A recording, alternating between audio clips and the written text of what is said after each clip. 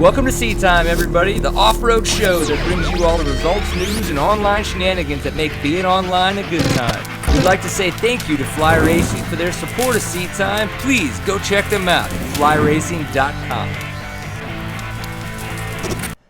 Welcome to Seat Time, everybody. Brian Pierce here, your host for this fine Tuesday evening, 8 p.m. Central Standard Time in Texas. For those of you tuning in live, obviously we really appreciate it. If you are tuning in live, it'd be great if you would share or tell your friends to come maybe tune in right now. We've got some great guests coming on the show to chat about some of the fun stuff that we have been up to. If you are tuning in live or maybe you're even archived, this is Seat Time, the online show for the off-road enthusiast. If you enjoy doing anything with dirt bikes or maybe you're just out there having fun, bench racing with your buddies, maybe having a few adult beverages while chatting about riding, not riding because that's just dangerous. Nobody should be doing that. This is definitely the show for you, so we appreciate you tuning in. If you're archived or tuning in for the first time, seattime.co is the website. That's where we do archive all of the shows. You can watch us through YouTube to get the videos, or if for some strange reason you're just audio only, you think I'm not too attractive, maybe you don't like what I have to say while my mustache moves around up and down in front of your face, you can do audio only on iTunes or Stitcher. Just search for Seat Time, 2 words actually, and that will get you subscribed to what is really just the podcast. So audio only, again, no face and or mics that I will be able to hit for you all. So we'll see how that goes. Seat Time brought to you by the fine folks at Fly Racing, Stillwell Performance, and of course the guys over at Fast Company. We super appreciate their support. We will chat with you a little bit later about some of the products that they have that make all of your off-roading experiences that much better. You guys do know I just got back from competing in the Baja Rally. Things went okay. We will definitely dive into all of that a little bit later. But our first guest for this evening is actually the overall champion from the 2014 Baja Rally, Mr. Scott Bright. So, Scott Bright, how is your evening going, kind sir? It's going really good. I just got done unloading the van and washing all the seaweed and seawater and all the salt and stuff off my bike. So, got the gear all sorted out, and the laundry started, and the wife and kids just got home. So, anxious to say hi to them too. Yeah, I bet, man. So does that mean now that everything is kind of unpacked or unpacking, does that mean you're about to be packed up for a whole nother adventure?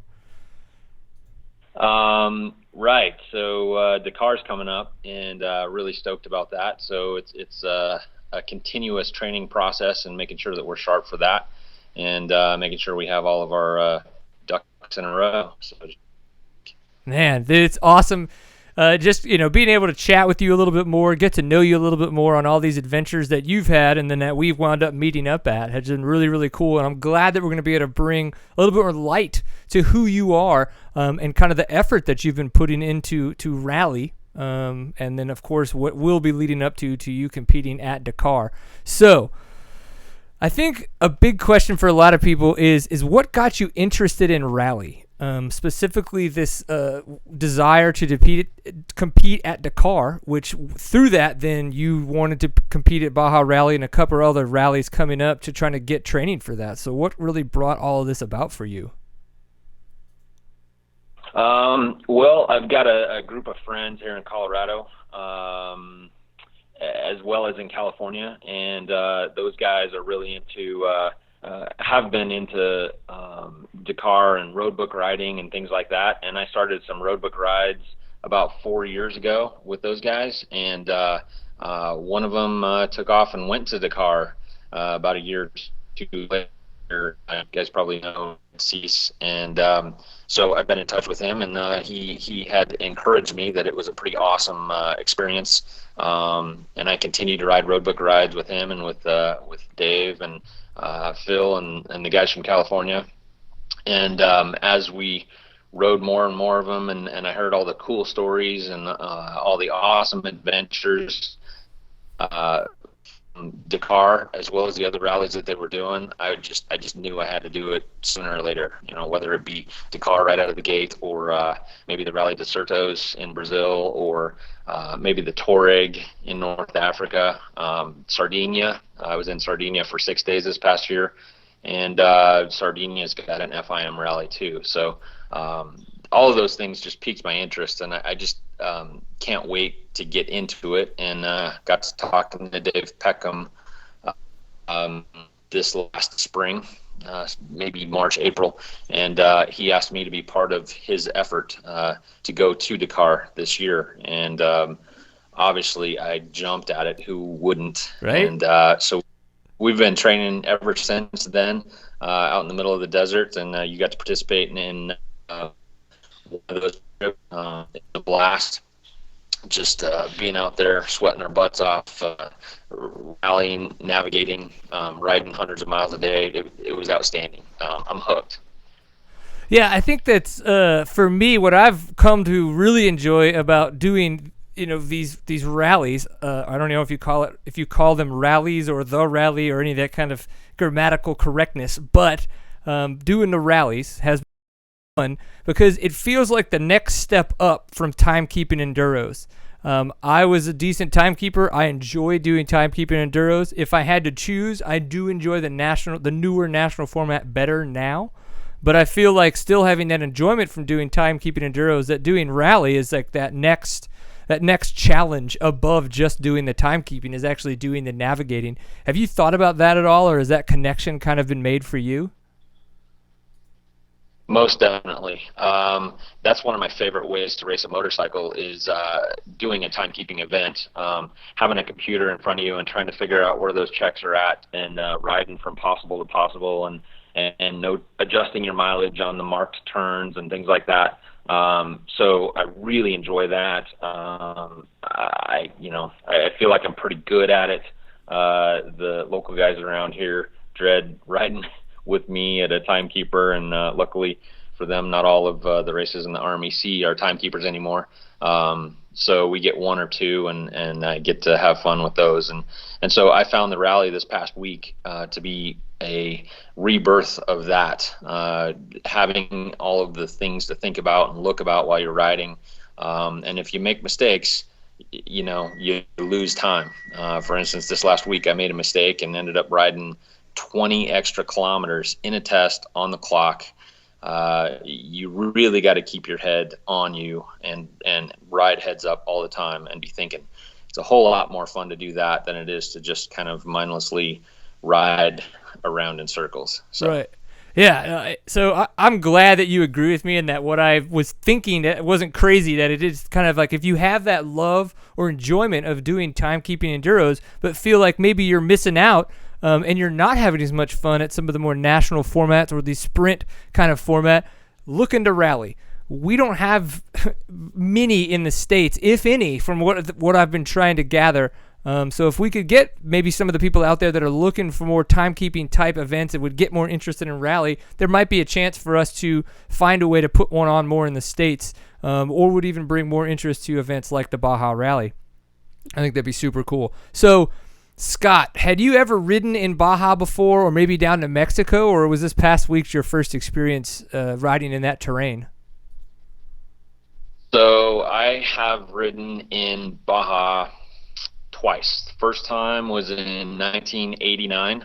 I rode like an old 84 KTM 250 and promptly blew it up 10 miles down the beach. So that was a short-lived experience in San Felipe. And then the second time I rode in Baja was at the Tecate Enduro in 2010. Had a lot of fun riding that event, and definitely said if there's any other events down here that are the enduro type, single track or theme type game, I'm all about it. And when rally came into my playbook, and then the Baja Rally came about, it was kind of a no-brainer. I had to do it. Yeah, I super stoked on that event. I feel like just what I did with the RMS guys, with yourself, Dave Peckham, and Ian Blythe there in July in Nevada, learned so much, and it was jumping in head first. And when we get into the Baja Rally and kind of that first day, really awoke a lot of what I learned with you guys and what you guys taught me at nighttime when we talked. We never got a chance to ride routes together, which is fine. You guys are training at a different level for myself, which was just learning at that point. But it really reawoke a lot of what I learned that weekend. And it was great. It was just awesome to have like that feeling of like, holy crap, I actually know what I'm doing. You don't need to be the fastest guy to have a successful rally. And I think that's what's so neat as well about this. Just like with timekeepers, sometimes timekeepers, the fastest guy doesn't always win. Sometimes it's the smartest racer. And looking at a gentleman like Philip Bowman, by no means a slow rider, but an awesome navigator, and he did fantastic. I think, 7th overall at the rally. So it's super cool to see guys like that come away with such a fantastic experience. And me, I'm super enthusiastic about it. I want to do it again, and I blew a bike up on the second day. It goes to show how much fun that these events are and the cool people that you get to meet. So now that you've been practicing a bunch of rally in the sense that you're going to go race Dakar, so focusing on racing rally, not just riding roadbook routes with some of your buddies, and you've done the Baja Rally, which you've gotten your first rally out of the way, what was your biggest learning experience from the past week? Wow. Or we could even touch on a few learning experiences if in case you forgot to bring TP one day and realized on the trail that rocks hurt to wipe your butt. Any of that is good learning experience. Cactus, not good either. Ooh, yeah. No, so it was a huge learning experience, and I was anxious to test out my ability to navigate while on the clock. Honestly, I hadn't done that before except for just timing myself. So being in an event where you're on the clock against other competitors was kind of the first for me to try to navigate at speed and focus on what's on the trail, and then also focus on what you're supposed to do around the corner at the next intersection, or watch for dangers or those kind of things. Then again, also feeling out the event, how does it run? Who starts the test first, second, third? How do you transfer in a liaison? How do you restart the second test? How does that timing work? How do you handle issues on the trail? There were so many things that I learned this week that were invaluable towards preparation. I feel like I'm 5 times more prepared than I was just a week ago. Right. So I really enjoyed the event, and I enjoyed the learning experience too. Now, Dave Peckham is a very experienced rallyist. I don't really know what you called him. I would say racer. Racer, obviously, being that he does race rally and other type of events. So was there anything specific that he maybe called out that said, okay, this is how the Baja Rally does it, but that's not what it's going to be like at Dakar, so don't get used to that or don't buy into this way to do things? I think the biggest advice that Dave gave me that paid off is to be open-minded, be flexible, don't stress out. This is a long event, and a lot of things can happen. And just because it didn't go your way in the first test or on the first day, there's so many more miles to go. If you've been tested 150 miles and there's 1,000 miles in the event, you have a long ways to go, and a lot of things can shake out and sort out over the day. So you don't necessarily need to be stressing about what happened in this section or the corner or when you got lost in this spot. For me, being used to having shorter tests and being timed in shorter tests, if I make a wrong, that is at the end of the day. But if you make a wrong turn and go 5K down a trail and have to turn around and come back, it's not the end of the event. You got multiple days and a lot of miles to recover from stuff. You just try to stay on top of your game and continually focus on what's next. Don't stress about what happened in the past. Just focus on what's next. Yeah, a big experience I had that I learned is, unfortunately, I lost my GPS on the first day. Whatever it was, 30 kilometers in, we come to that first speed zone, and I'm like, oh crap, I gotta switch to my speedometer, and in the midst of doing that, I look for where my GPS would be, and it wasn't there. I was like, well, what the hell? And just, fluke of crap, it apparently kind of buzzed off at a time when it just didn't see it. A lot of times you can catch that out of the corner of your eye, and I didn't, unfortunately. So I get to the end thinking, oh, well, crap, I'm like DQ'd kind of a thing. And the way it works is what really they're doing is they have waypoints hidden waypoints that they want to make sure that you hit while out on the track. The only way they can do that is by using your GPS. They program those in there or a sense to make sure that you go through them. Well, they couldn't verify that I went through them, so they just said, okay, you didn't make those waypoints, so for every waypoint I missed, they would penalize me an hour. So by the end of the day, it was penalization of 3 hours, and as long as I can come up with the GPS for day 2 and continue, then I'm fine to keep racing. So in reality, if I were to then have semi-flawless next 3 days, I could still actually be competitive, because you never know. Just like you said, somebody else could have some kind of weird fluke, blow up a bike, or other kinds of shit could go wrong, and it could still be your rally to win. So that's kind of a neat experience to hear. So you did actually have a problem out there where you wound up going like 20 kilometers the wrong way and had to turn around and figure it out? Sure. Yeah. And then it takes some mental maturity to get through a situation like that, because when you realize you're that far off course and you made a couple of decisions in a row that were incorrect, you just have to compose yourself and go back to the last place that you knew for sure that you were on course, and then sit and focus on where it is that you should have gone and what choice you should have made. And that's big. That's big, is to not lose and not lose your focus, not melt down, and just show some maturity and work your way through it.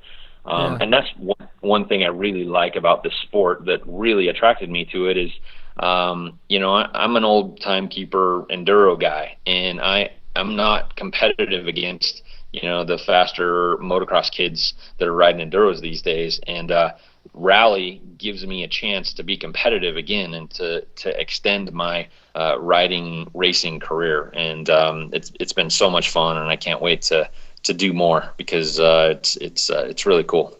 Keep things moving. Super, super fun, man. I was trying to think of something. I hate it when I brain fart like this. I'm like, oh, there's something so good that you just said, and I want to play off of it. But what happens? I totally screw it up. So, which bivouac did you enjoy the most? Yeah. Oh boy, they all were very interesting. I mean, that's a tough question. Horsepower Ranch was awesome. They had great chips and salsa. The bar was outstanding. Posters on the wall of Malcolm Smith and all the Baja heroes were down there. I just had to sit there and just, I was amazed at all the people that have been through that place, and all the history that it has.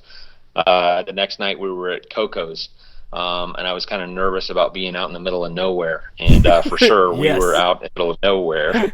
But that was a surreal experience, because the sun went down, and all of a sudden there's 1 million stars out in the sky, and I've never seen a sky that clear. I live in Colorado, and I've never seen a sky that clear. It's really cool to be out there in the middle of nowhere and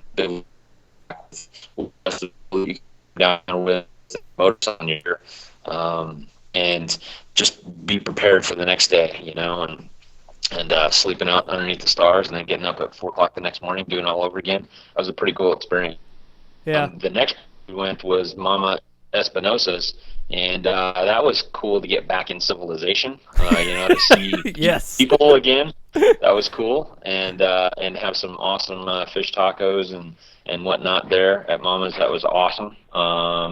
And then to have those couple of the sections based out of town was outstanding. So it was cool. It was a lot of fun. I can't pick a favorite.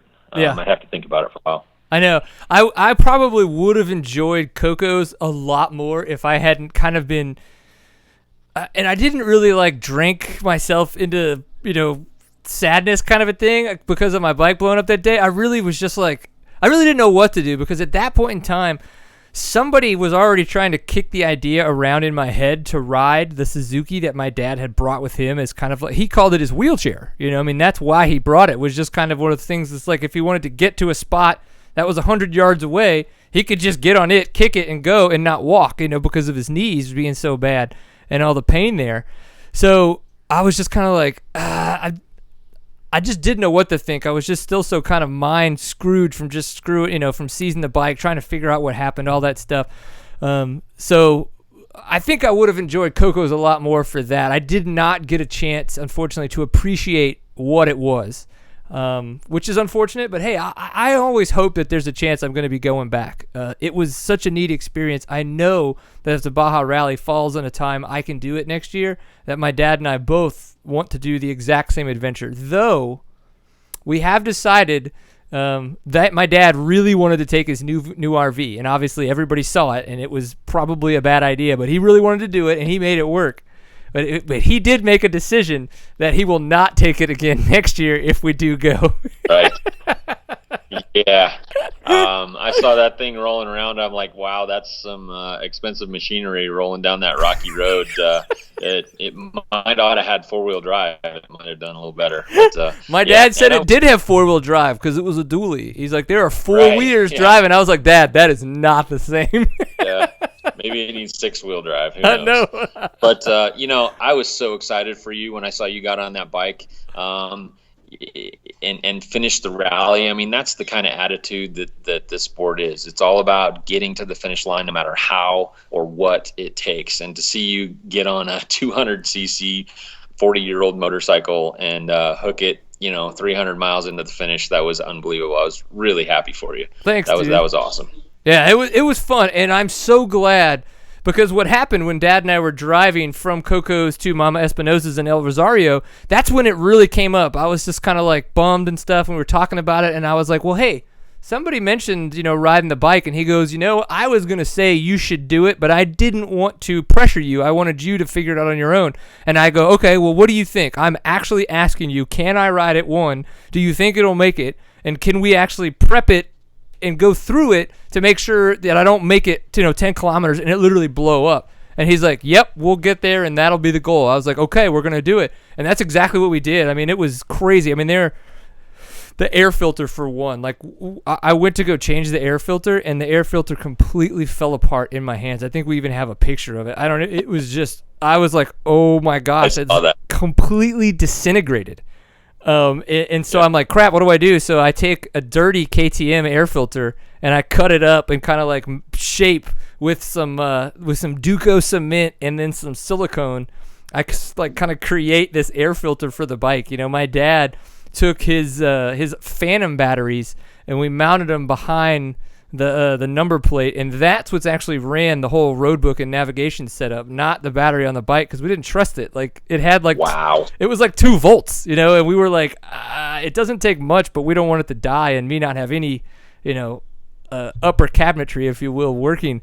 So it was, we got video footage that we're collecting, and the whole Woody Navigates the Baja Rally video that we were working on is probably going to morph into this kind of discussion and documentation of what it took, to turn this 1987 Suzuki SP200 air-cooled 200cc 4-inch travel machine into a bike that could finish, 300 plus miles of a rally. It was intense. So tell me your experience in the sand dunes of the last day, and then I'll tell you mine.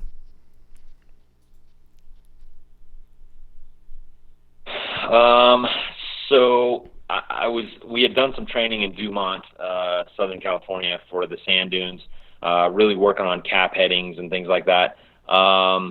Honestly, I was the first out in that test, and so I was kind of laying down a track on my own. And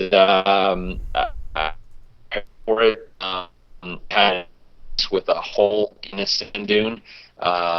Just about dropped the front wheel into a hole, and would have taken me a long time to get out of there. But other than that, just navigating through the dunes, and I picked up the road on the other side without an issue and raced on. So, man, the dunes were a ton of fun, but they weren't really an issue as far as navigation and getting lost. So I was pretty stoked with it.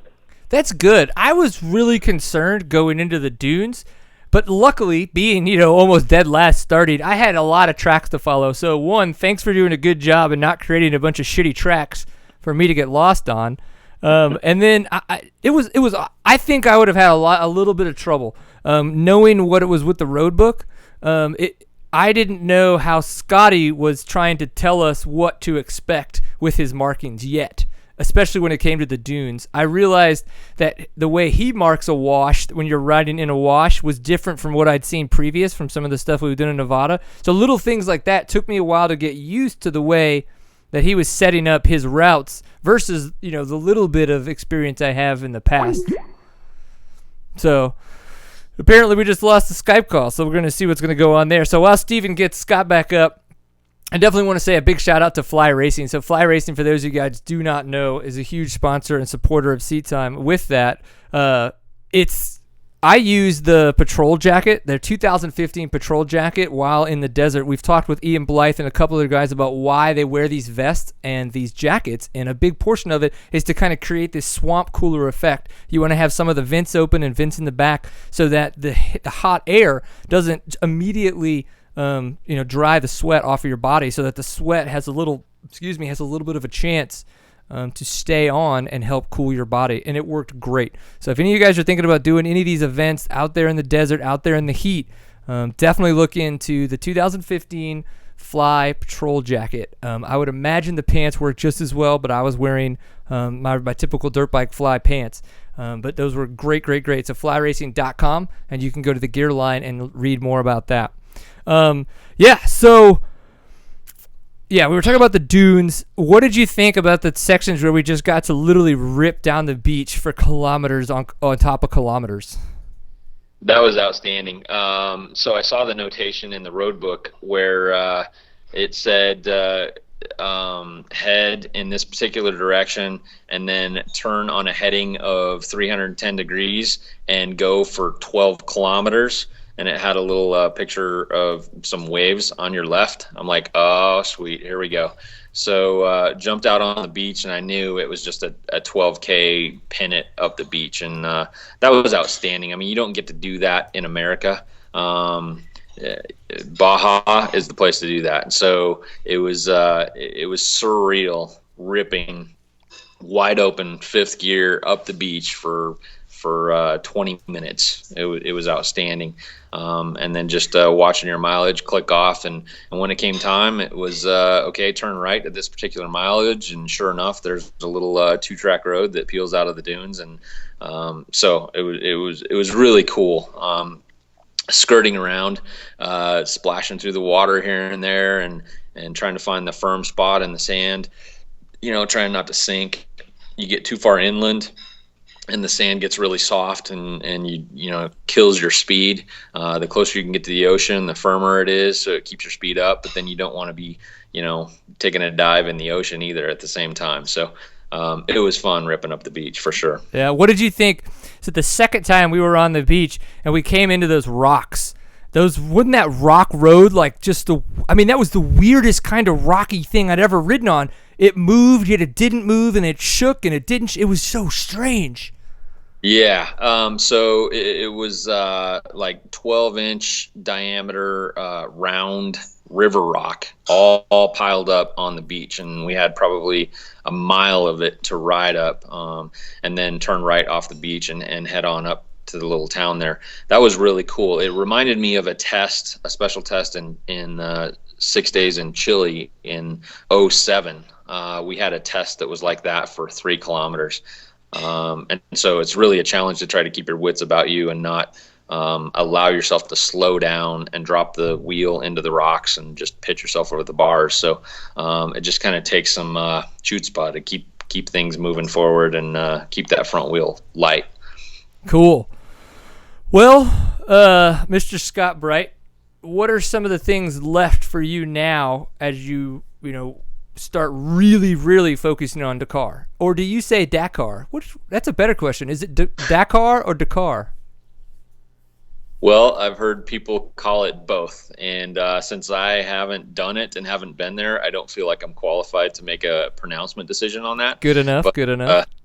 I'll go either way. If whoever I'm talking to is calling it Dakar, I'll call it Dakar too. So I'm not partial. Yeah, good, because I either screw it up all the time or I'm dead on.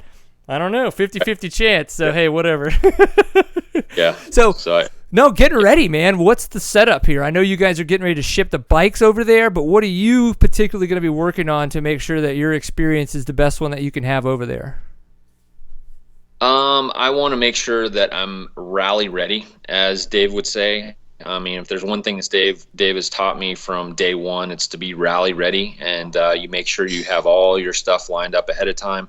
Like for instance, every evening throughout last week, I went so far as to have my riding shorts lined out, my knee braces, my pants, my jersey, my tool bag. I'd have my drink system already loaded up. The gloves are laid out, the goggles prepped, the helmet's out, and everything is set to go to where all I have to do when I get up in the morning is just put all that stuff on, shove some food down, and I'm ready to go. So the road book is all rolled up. So I think that attitude carries forward into what we'll be doing over the next 3 months, and that is making sure that we're rally ready. And so a big part of that is making sure that my physical conditioning is as good as it can possibly be, and making sure that all the details around the bike and the gear and all that stuff is taken care of, and we don't have any issues. Little things will turn into big things if you don't take care of them ahead of time. So that's really what I'm focused on, is the details right now. Yeah. Little things turning into big things. That could be like a message for, like, trying to stay healthy too. Like, if you don't take care of you as a little person, you're going to become a big person. Maybe. I don't know. That might have been stupid. We'll figure it out. So, well, cool, man. We really appreciate it. Any advice for us on how to be more awesome, like the great Scott Bright? Yeah, I'm just an average man, guys. So anybody that has kind of fallen off the enduro scene because they don't do enough timekeepers, you really ought to think about rally. It's really not that much in the way of equipment to get started, and it is an absolute blast. It's huge miles of riding. It's thoughtful navigation while you're riding, and not always does the fastest guy win, just like we've proven this week. There were a couple fast Baja factory racers that didn't end up winning because of one reason or another. And so all of the rest of us guys have a chance because anything and everything can happen. So if you kind of fell out of timekeeping enduros and you're looking for something new, I'd really highly suggest starting to ride some rally navigation routes. And give me a call, hit me up on Facebook, whatever, and I'll give you some pointers on how to get started on that stuff. It is a ton of fun, and it will definitely be worth whatever investment you make in it. And how much do you think I should charge people to ride the SP200 now that it's been Baja proven? That's a famous bike now, and it's bulletproof. So penalty gotta be huge. Gotta be huge.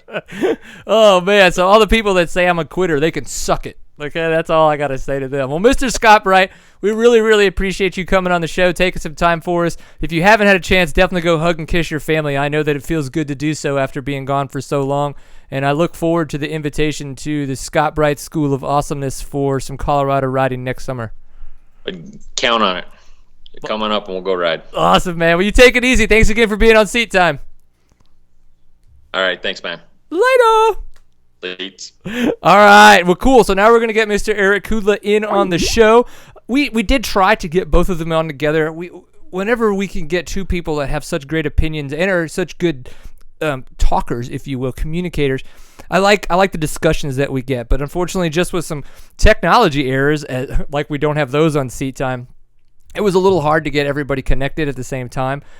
So we're just going to split them up. And so now we're going to go to Mr. Erek Kudla. But while we do that, I definitely want to big shout out to another one of our sponsors, is Stillwell Performance. For those of you who do not know, Stillwell Performance is the suspension company to go to if you're looking to do any kind of off-road riding, racing, or particularly some of the harder enduro type stuff, or maybe enduro cross.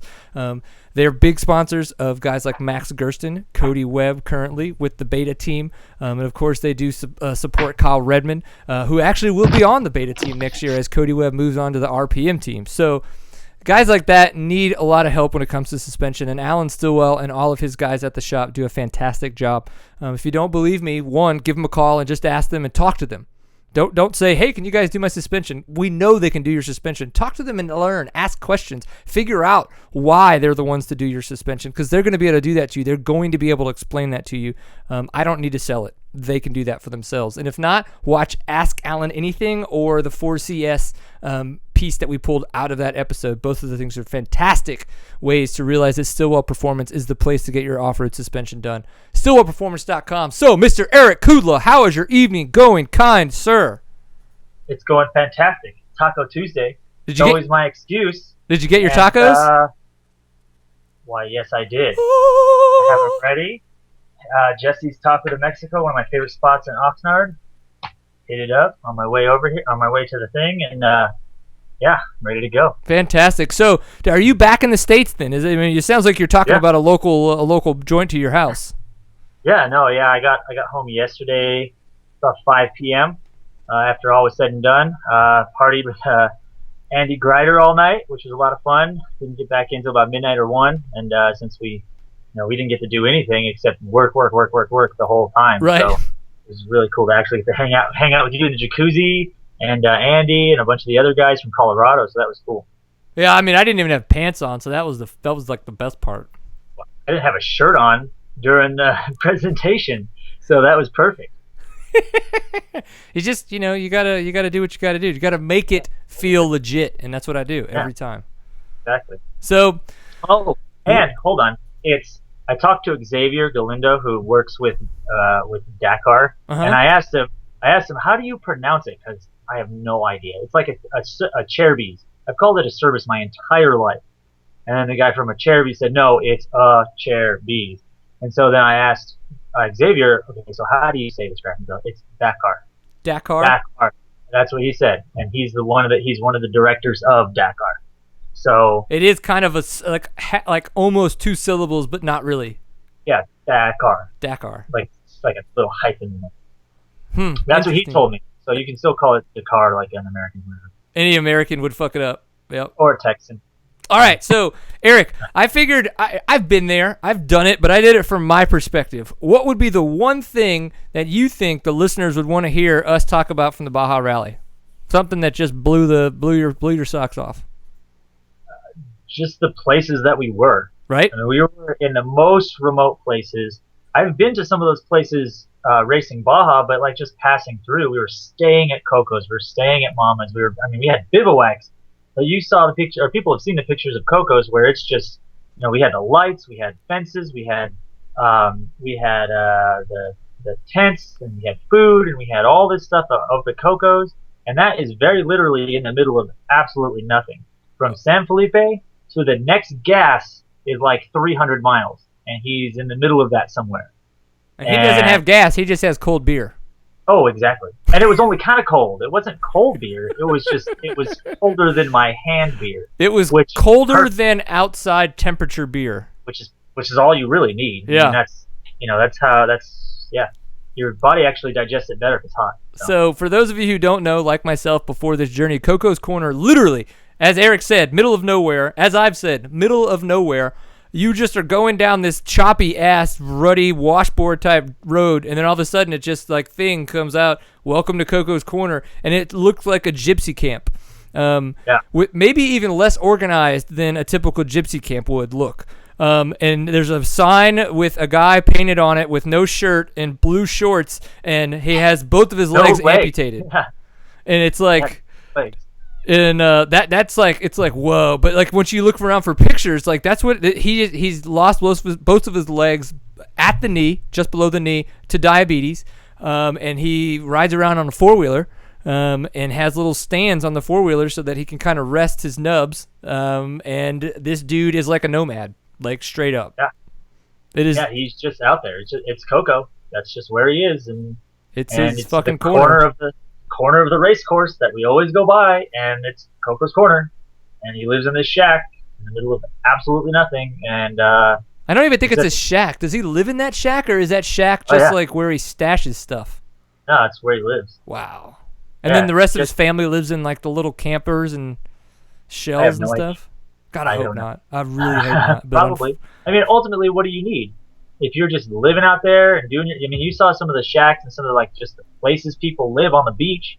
That's like true. They're just like, I fish and then I eat it and then I poop over there and then I sleep over here every day. Yep, ready to go. Ultimately, what are you really doing with your life? You're doing all that and filling up all the time in between to not be bored. That's all you're really doing. I mean, so these guys are just living it, and that's what I love about people out there. They love it. So, and they're also nice. Got you? Yeah. Have you? Oh, still on? Okay, good. I can hear you. Yeah, and everybody was so freaking nice. That's what I really enjoyed. Like the ones that couldn't speak English, I felt like such a jerk, and it's so tough because I literally know no Spanish, and it was just kind of like I felt these people were so nice to me and were doing such a nice job of trying to speak English. I mean, I really legitimately felt bad for being kind of so ignorant to their language. In other countries I've been to, like France and Germany and stuff like that, like they're kind of like, oh no, you're coming here, you need to speak our language, which I get, and I tried and I screwed up, and they still looked down on me for it, because I wasn't that, but I don't know, it was just a totally different experience being around, the culture and the people there that live on the Baja Peninsula. Yeah, those guys will literally give you the shirt off their backs. One of the guys that was working with us when we were at that Test 5 Out, where all the kids were, we played stickball with all the kids, and they were doing the checkered flag and everything. And we got there, and I was like, man, it is freezing, because it was still foggy, and I was just in my t-shirt. And he's like, oh, hold on. And he takes off his long sleeve shirt, and he goes, here, you can wear it. And I was like, no, I don't want your gross-ass shirt. But literally, I was like, it's going to be warm right when the sun comes up. But he literally was giving me the shirt off his back. Like, we always say that, like, oh, these guys will give you the shirt off their back. Like, he really literally was doing it. And I mean, that's just, that whole place, I mean, almost every single person there they're the nicest people. They just want to help. Hey, do you need help? Do you need this? Do you need that? Whatever you need. It's kind of a shame that they're getting this bad name with all the media, people getting killed, people this and that. But I mean, there's people that live in Long Beach and they have more homicides than they do in Ensenada. So whatever. Yeah. It's and you're not scared to go to Long Beach. Well, I am, but they're not because they live there. Yeah. So, it's that's one of the big things that they always tell us. Just make sure to tell people that you had a good time and that you felt safe and that you had fun and everybody was nice. And I never once did I feel, like I wasn't. And that's why I love going. That's why I go all the time. So. Yeah, one thing I was maybe more concerned about than I would be afraid, but it's like anytime you see a military person, they have carrying an AK-47. So, yeah, and it's loaded and it's ready to shoot people with. So, I mean, I don't know if that makes me feel more safe, but there's definitely a bunch of people with a lot of guns, and they look like they are professionally paid, you would think law enforcementers. You would think. I mean, but they have more guns than facial hair, so who knows? I mean, it's funny you say that, but you're right. They really were just kind of super patchy.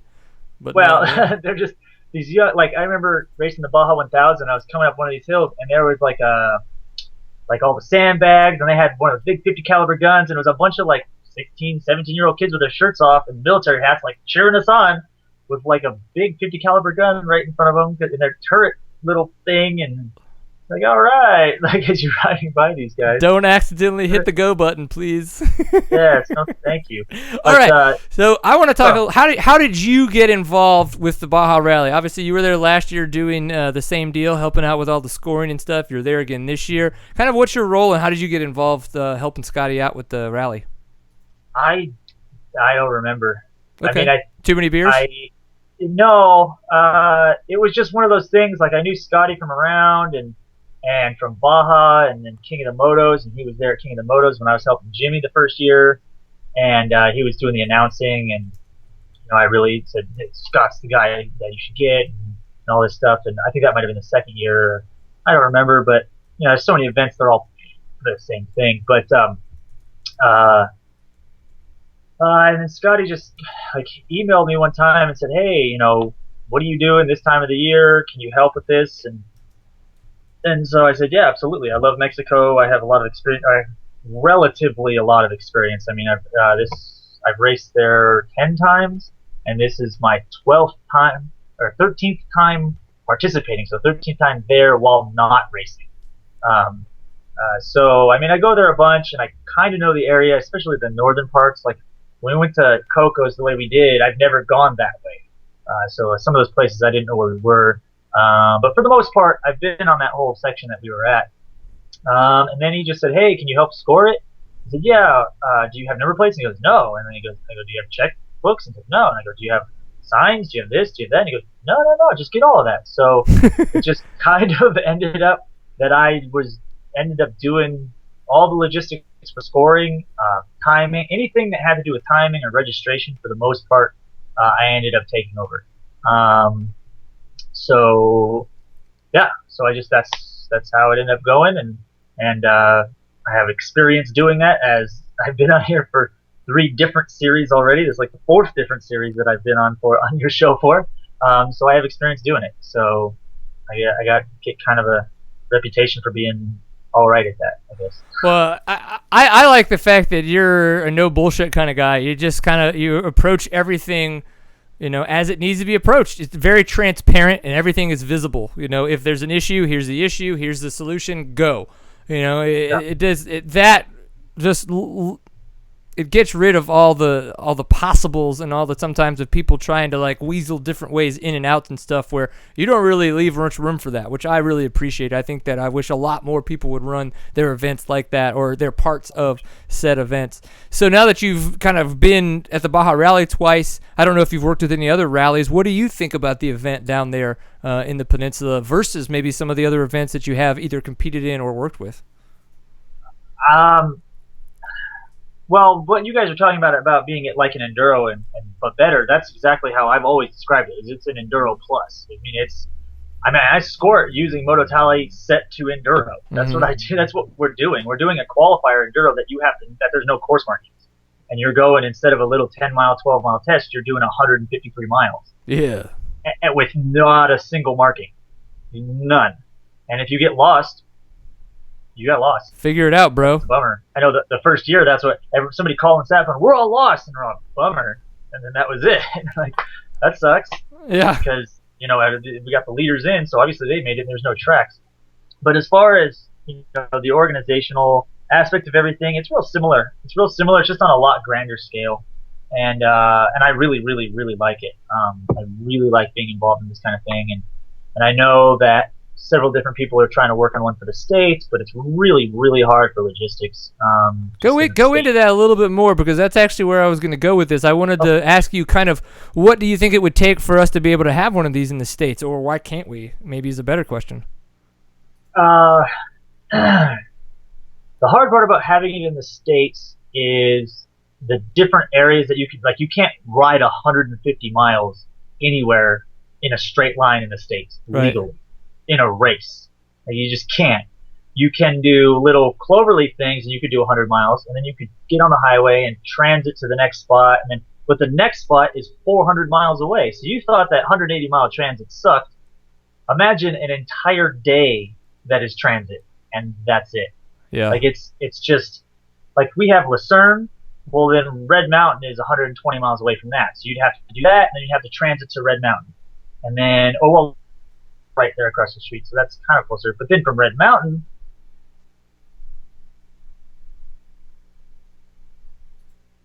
to Nevada, and then from Nevada area, Panaka, it's like 500 miles. So the next place north that you can ride, and then the next place is Utah, and the next place is Idaho. So there's just not these expansive areas where we can ride for, like I said, 150 miles or 111 miles was one of the.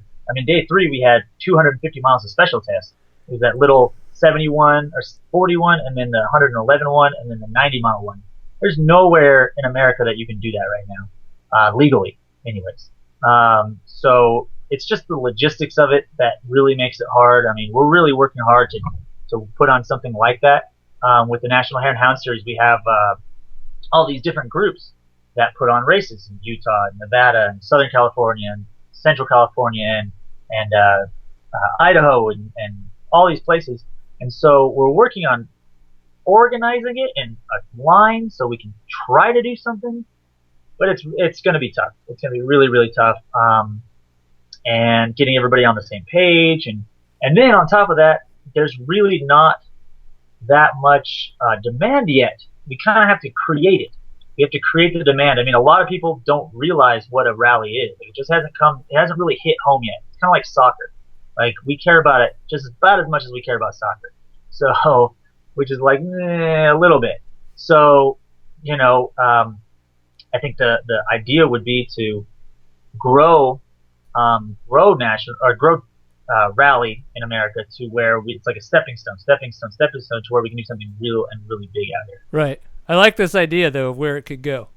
I like that idea. Yeah, and so our club, I'm in VCMC, Ventura County Motorcycle Club. One of the things that we've been talking about, because we do a big 3-day dual sport in Bishop, there are certain areas that you could potentially race.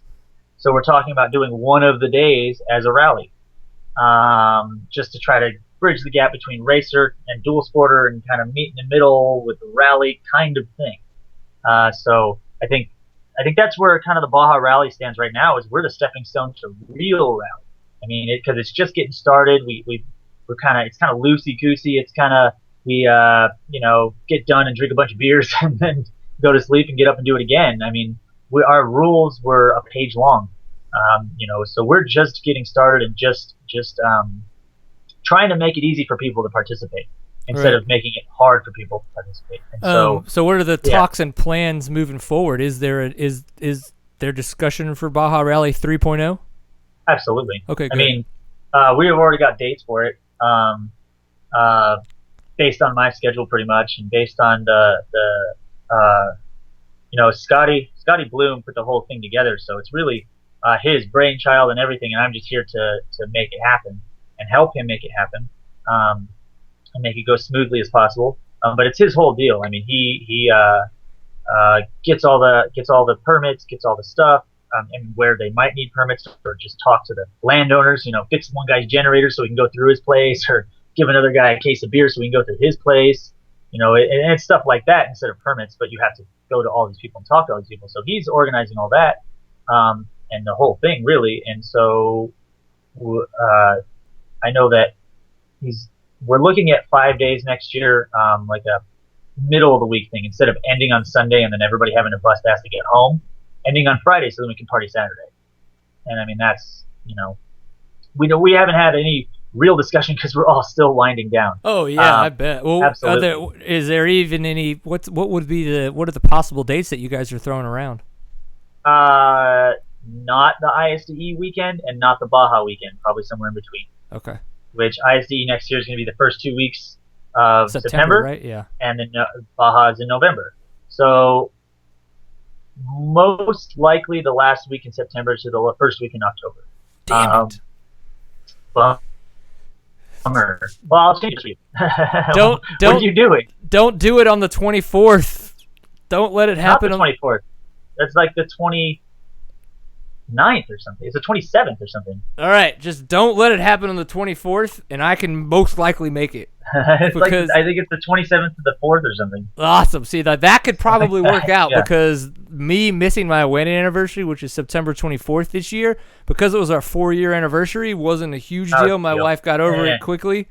But since next year is going to be 5 years and I missed this year, I was like, I'll get you away from the kids and we'll take a break and literally not think about anything. And she will. That will not be the wedding anniversary that she wants. I know this. That will end in divorce and me not being able to see my kids again because she will come up with stories that I will never be able to see them. It will be horrible if that were the case. Everybody was like, "Dude, bring her to Baja. She'll love it." It's like, no. I mean, if we didn't have kids to leave with everybody and she was able to take a week off of whatever work she was doing to come down there and hang out and help my dad help me, yes, she would enjoy that. But that being her wedding anniversary trip, no. That she would not. Yeah. She would. Yeah. I mean, I would literally be like stabbed 18, in my sleep. Yeah. When your kids are 18, then you can come down. Yes. You don't have to leave with nobody. Nothing. Absolutely. They don't need to be 18 for that shit, because if I come home and they had a party, I'll kill them. Oh, okay. So that's it. I'm going to leave, and I'll be like, don't do anything stupid. And if I come home and they did something stupid, we'll figure some shit out, and somebody might have to live in the backyard for a while. Yeah. But So how did you feel about the Baja Rally? I loved it. I was so disappointed that my bike blew up, but at the same time, it was so it literally was so. There was so little amount of pressure to feel like you had to race, and you had to compete and you had to, be the fastest you could be. There was none of that kind of pressure like there would be at any other race. That I was just kind of like, well, damn it. This is not what I wanted to have happen. But everybody around me is awesome. We're going to have a fun time. I'm going to go support everybody that's going to keep doing this. We're not going to leave. We're going to have fun. And then, it was getting to Coco's and everybody seeing the Suzuki SP, being like, you should ride that. And I'm like, you're stupid. No, blah, blah, blah, blah, blah. And then my dad and I talking about it the next day, that really like, okay, that's what this is about. This is about getting out here and riding your dirt bike, enjoying it, and having a damn good time about it. I felt like that was, as an enthusiast and as a passionate person about just riding your dirt bike and enjoying the sport and the people you're with, that was the only way to do it. And that was the right way to finish it, was to just get on the damn thing and see what happened. Yeah. And you passed people. Yeah. Like, no joke, started dead last and passed other people on the SP200. Yeah, the SP air-cooled 200cc. That was amazing. Bike that was amazing. I don't think the tires were from 1987, but I can tell you they were not from 2014. Yeah. Well, they probably weren't from the 2000s. That was like Jason Adams last year on that BMW, the twin-cylinder BMW didn't have shock linkage, it had shock mounts, and it was 70s. I think it was a 1982 or 1979 or something like that. And when he started, it was like, well, we'll be getting him, and he finished, and he didn't do bad. And that's what was cool about the SP, is they were the same thing. We're gonna be getting him later on because you're like puking oil already and like all this stuff. So so everybody was like, well, we'll be getting him, and you were not one of the ones we had to get. This is true. I actually had fun on that bike. Yeah. Like, it wasn't. It was an ass beating. It totally. But it was funny it was just funny the whole time you're doing it. Yeah, and like literally when I started the first test, I was just like third gear, just like.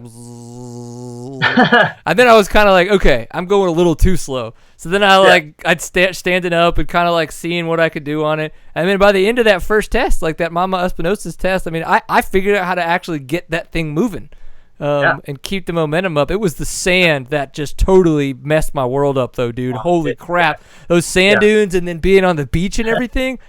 And then the whoops at the end of the third test. Jesus. It's just like, it was all about figuring out what that bike could do well and what it couldn't do well, and then finding a way to force it to always do what it could do well. And as long as it had traction, it would carry momentum. So in the whoops, I realized I had to manual everything. That rear wheel could never leave the ground, because if it left the ground, it wasn't tracking, and if it wasn't tracking, I was losing momentum immediately. Yeah. So I actually passed people in the whoops on that bike. Yeah. Like, literally would pass people on the left side, and they'd yell at me, and then I'd fist pump as I'm going by, and then I realized I'm fist pumping through the whoops with one hand, so then I'd hold back on the handlebars. Yeah. It was batshit crazy for sure. Heck yeah. So I don't know. But I finished. Going, and you're the host of this. Let's go. Oh, I don't know, man. I'm really excited. The Baja Rally for me was exactly what I thought it was going to be, and at the exact same time, it was different from what I thought it was going to be. I think maybe because I had really no expectations, that made it even better, because it just kind of at no time did I feel like I had to compete in anything. I just had to go and enjoy this event, and it completely delivered on that, because I completely enjoyed the shit out of it. And then Scott and I were talking about, the old timekeeping enduro kind of feel, and how this is the evolution of that. Maybe not even the evolution. I don't know how long this rallying thing has been around. But for those in the states, that are still on that bandwagon of like, timekeepers is the way, get into rally. Find somebody, go to RMS schools, go to the Quinn Cody schools, talk to Jimmy Lewis. Like, figure it out, man, because it's the way to do it. It's so much fun. Well, I would say, because like Kurt Caselli was going on to rally. It's the pinnacle of off road. It's the toughest. Imagine doing what you did, but 500 miles a day for 13 days. Whew. that's Dakar, and that's, I mean, and there's nowhere that you're going. Like, it's not like where we were like, oh, we're kind of on this road and we're kind of on that road. I mean, there is that, but you'll have a whole day that's dunes. That's it. It's like you're following cap heading after cap heading after cap heading. You're like, I don't know where the heck I'm going. Yeah, I'm in a dune. What is, I don't even know what to reference. So I think, personally, I think it's the pinnacle of off-road. It's, the smartest rider and the fastest riders and the best. I mean, the companies put in millions and millions and millions of dollars into these races. I did not get paid $1 million for this, so I don't know what you're talking about. No, I'm saying the companies put it into the race. I'm not saying anybody gets paid that amount. It's just. I mean, I know the entry fee for Dakar is like $20,000, and that's not including anything else. That's just your entry fee. I mean, then you have the bivouac fees, and you have like your support. Support guys have to pay money to be there to be support. Kind of similar. Like, I mean, it's kind of like what we did, but on an exponentially grander scale. And I think that's kind of where the Baja Rally fits in. Like for Scott Bright, a chance to put the things that he's learned from RMS into practice. I can be told all day long that this is what this cap heading means, and this is what this means, and this is what this means. But until I've screwed it up like 5 times, I'll never learn it. And so Baja Rally gives them the opportunity to try it. And I think it gives people, because that's Shogo, the photographer? Yep, the one from Japan. Was saying, the guy from Japan was like, my friends in Japan, they don't understand. Like, is this an adventure rally? Is this a real rally? I mean, you got guys. Andy Grider was wearing a backpack while racing, and things like. But then next to him, you've got Carlos Gracida from Guadalajara, Mexico, who's a full-blown rally racer on a full-blown rally bike with his rally leathers and everything, and starting like Andy's beating him. And same thing with Scott Bright. He was just on a KTM with a big tank and a roll thing on the top, and that was the only difference. And I mean, so it's kind of hard to place where we're at, but only doing it for 2 years, I mean, I feel like it is the stepping stone into the next thing. I mean, it's something for like Americans and Mexicans and people locally. We have people from Colorado, Vermont, a guy from Scotland that was, Sid Milton, last guy on every day. And he comes in, I'm like, are you okay? And he's like, I had the ride of my life. This is great. Just cruising, everything. I didn't crash. I did nothing. And it's like, all right, man, that's cool. And so it gives guys like that an opportunity to try something that they wouldn't be able to try otherwise. I mean, you can't just go and do any of those bigger rallies and just go do. I mean, you can, but not realistically for regular mortal people. So I think that gives everybody the opportunity to participate in it, and then a stepping stone to go into it. Grider has done it before. A couple, Ned Cease did it before. Mike Johnson did the Baja Rally last year to prep for Dakar, just like Scott Bright did it this year to prep for Dakar.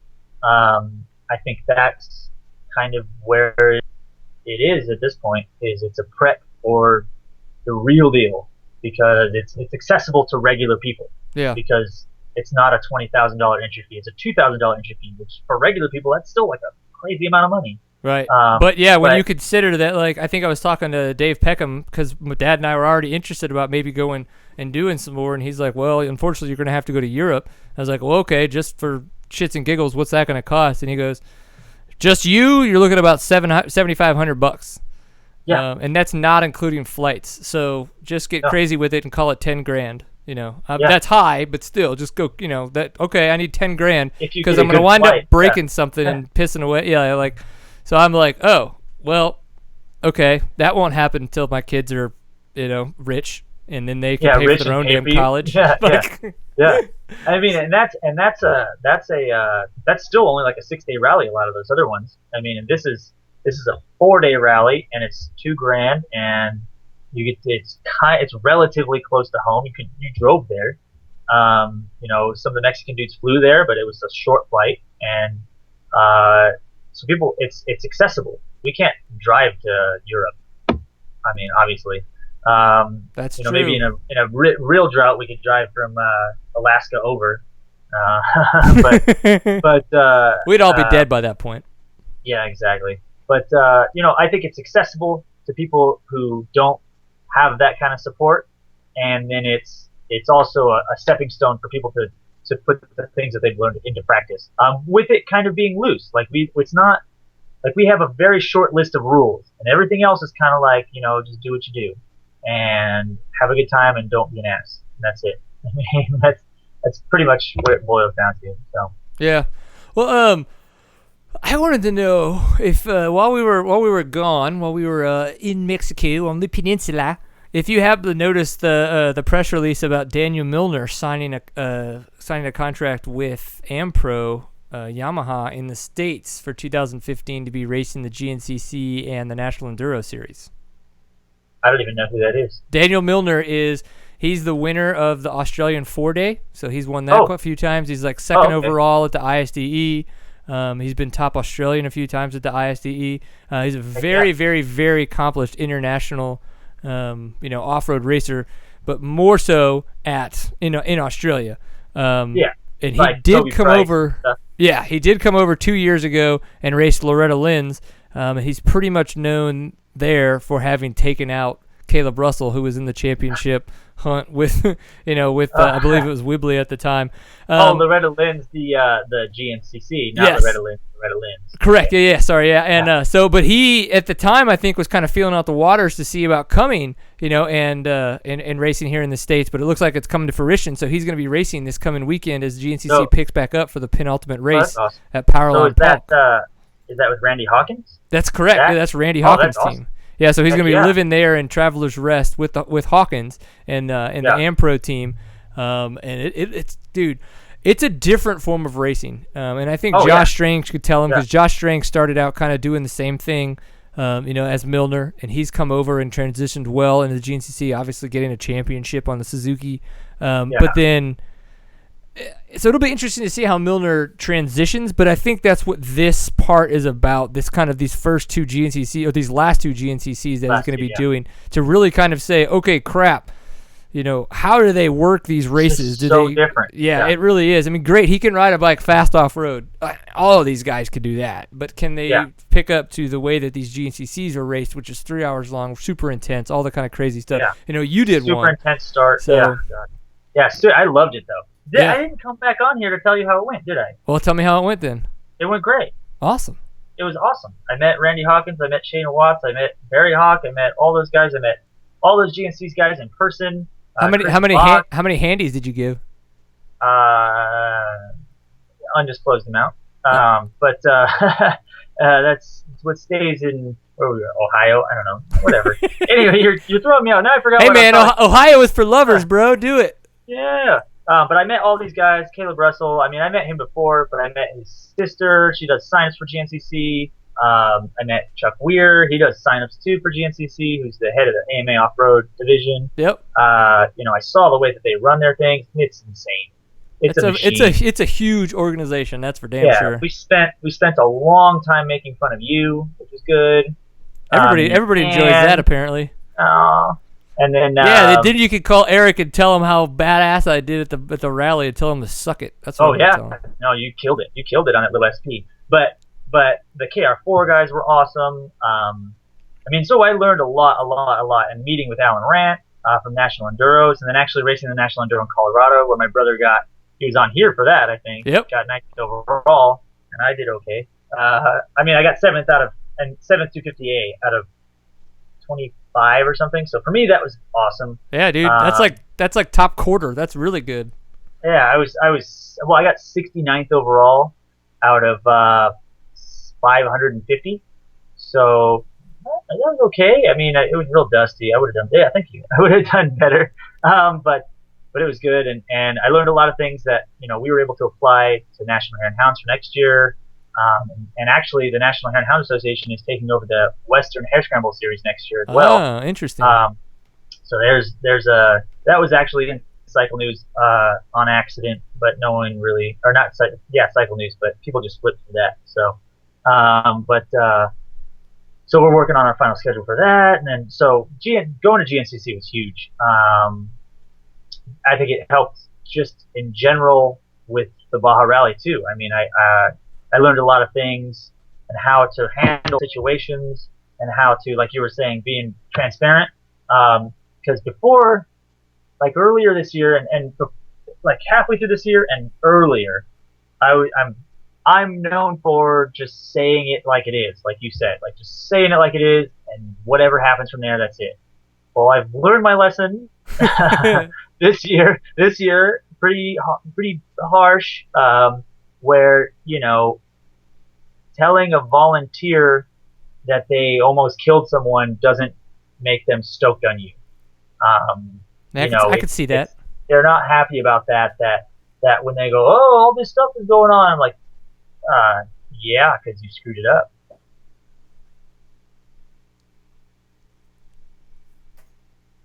Oh, Erek. I think he killed his. Not only did he freak out that volunteer, but he just killed his internet connection too. He's like, "Screw you, internet connection!" And it's like, I don't want to handle you anymore.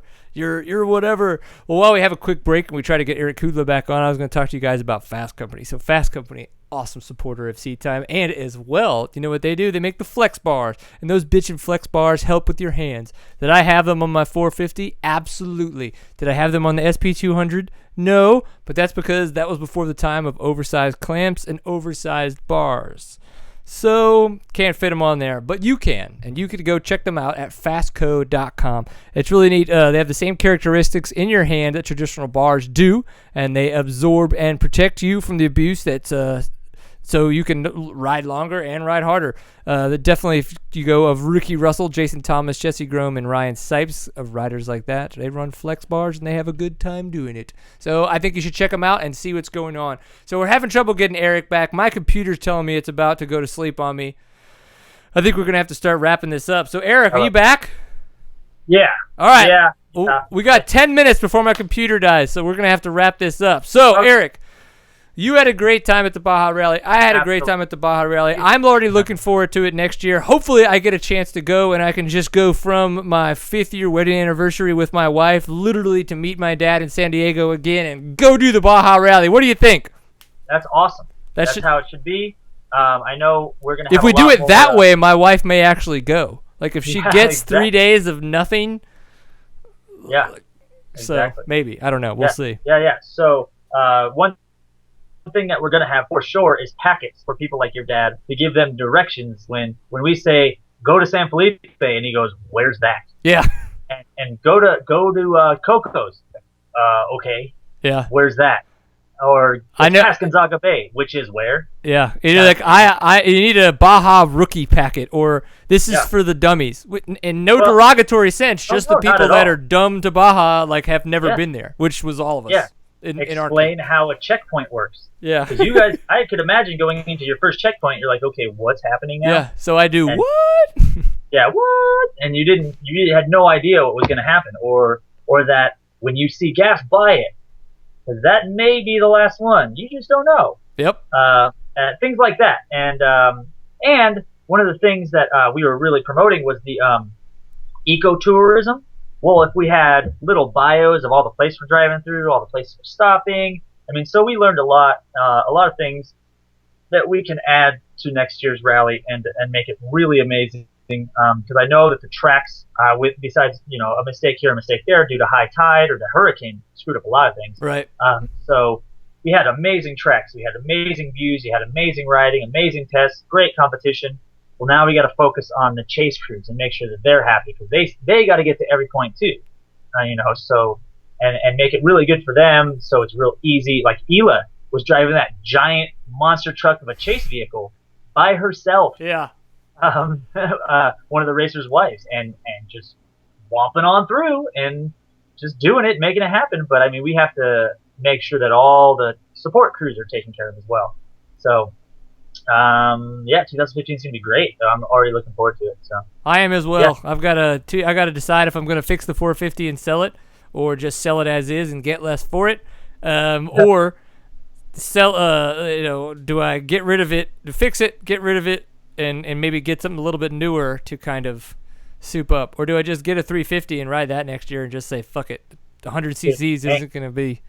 No, it doesn't make a difference. And I know one of the things we're looking at is because the biggest complaint that I had heard from people that weren't able to go was the gas mileage. 150 miles is hard to do for a lot of, like, that basically then relegates it to KTM or a Honda. It's really hard to find a tank that big for a Kawasaki or a Suzuki. I mean, there was that guy with the DRZ, but that's a DRZ. I mean, Yeah. So then it really relegates you to who can participate. And so one of the things we talked about was having the Rally Pro class be 150 miles, FIM rules, yada yada yada. We're strict on everything.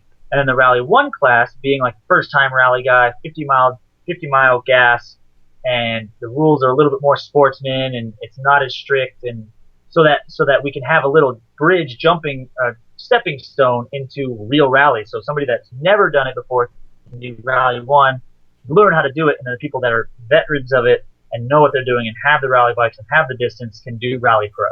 So right. Well, I have a 6.6 gallon tank now that I guess is going to get hung on a mantle somewhere. I mean, I think I'm gonna mount it above my my fireplace, just like it's like some deer antlers or something, because it's big enough to hang shit off of. Yeah. It's pretty impressive. It won't work as a coat rack. Everything will just slide off. Well, yeah, unless I have two really big coats. Oh yeah. We'll see. Well, cool. All right, well, we gotta wrap this up. Yeah, absolutely, dude. I really appreciate you coming on the show. Where can people find out more about what you're doing on the internet? Or what you're doing if they are on the internet and want to know more. Getextreme.com, I guess. GET-XTR-EME. That's like the worst URL ever. Shut up. It's awesome. Come on. No, it's extreme. Yeah, the other one, it's extreme. Yeah, the other ones were all taken, so that was all I could do. I'm working on getting gxcoffroad.com. I just haven't done it yet. Oh. But I'm on Twitter, GXC Offroad, and I'm on Instagram, GXC Offroad, and I'm on Facebook. If you just look up Get Extreme, it'll come up. Or my name, EREKKUDLA. Post all that stuff. So, I mean, I'm involved in kind of everything, and I'm kind of everywhere on the West Coast, like you always say. So if you want to know about things happening over here, just hit me up. There it is. And that's why he comes on the show, and he treats us to a good time. So, Erek Kudla, thank you very much for being on the show. We very, very much appreciate it. And it was great to meet you in person. Yeah, I thought it was funny how we just said, hey, what's up, Erek? And you were like, Brian. And we'd actually never met before, but since we do the show all the time, it feels like we know each other, like we're buddies of years past. So, yeah, exactly. I'm glad you're as easy to get along with in person as you are on the internet. Yeah, same. My brother's a lot gayer, but I'm good. I hear that. Stupid guy falling on his dirt bike. What an idiot. Yeah, what a dummy. All right, man. Well, thanks again. Have fun, and hope to see you in the near future. I hope it's not a whole year before I see you again.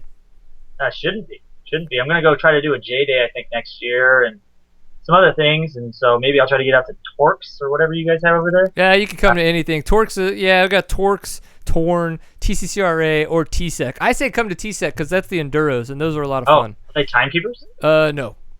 What? They're still fun. You guys have the National, though, don't you? Uh-huh. Or you might. I don't know. Because we got tired of seeing our numbers dwindle. Yeah. Do you have any timekeepers? Just saying. No timekeepers. The whole series is restart format. Okay. They're fun. I mean, I'll be there. I mean, if nothing else, we'll get to hang out, right? Yeah, exactly. Works good. Yeah. Are we offline already? No. Oh, we're still going. Oh, yeah. This is random bullshit time toward the end. Random went on. Yep. All right. There was something else I wanted to tell you, but I can't remember. All right. Well, talk to you later. I'll tell you if I remember. All right, dude. Take it easy. Thanks again. Oh. Go ahead. Now that I'm in town, I get to go to a punk show, and I'm going to go see Reagan Youth right now. Nice. So awesome. Hell yeah. So, Get on it, man. Oh, and, have you heard of Beartooth? Beartooth. Go check it out. I shared one of their videos on Facebook today. Go check them out. It is like good hardcore punk. Like, well, it's a little. No, I'll check it out. It's a little bit harder than that, but still, you'll like it. I'll check it out right now. All right. You scared it. Bye. Okay. All right, bye. Bye now. All right, everybody. That was Mr. Erek Kudla. So this evening we have had Scott Bright on, the overall champion for the 2014 Baja Rally, and then Erek Kudla, who promoter of the GXC Off-Road, and did a lot of the results for like Hare and Hound and the Baja Rally, which just happened. Super, super fun. I'm very much looking forward to see what's going to happen with Daniel Milner coming over. I think it's going to take a little bit of time for him to get used to the different racing formats. A lot of the racing he's done has not been the type of intense cross-country racing that we have here in the States.